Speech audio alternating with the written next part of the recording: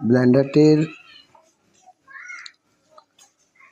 Armature নষ্ট হয়ে গেছিল, প্লাস কার্বন দুটোই নষ্ট হয়ে গেছিল।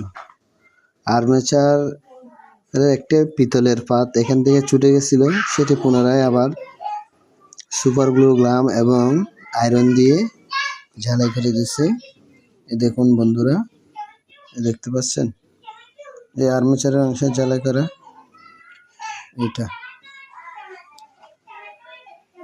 এইটা ঝালাই করে দিয়েছে।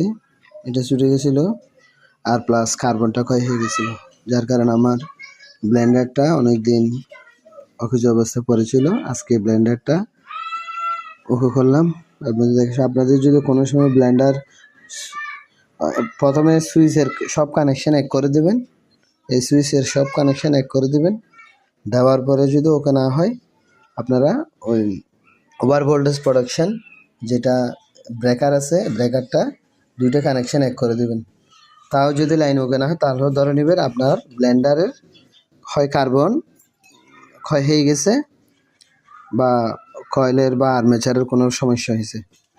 বিশেষ করে প্রাথমিকভাবে কয়েল এবং আর্মেচার যদি পুরোপুরি নষ্ট হয়, তাহলে এটা মেরামতের যোগ্য। কয়েলটা ঠিক করা যায়, তার চেয়ে একটা নতুন কিনে নেওয়া ভালো।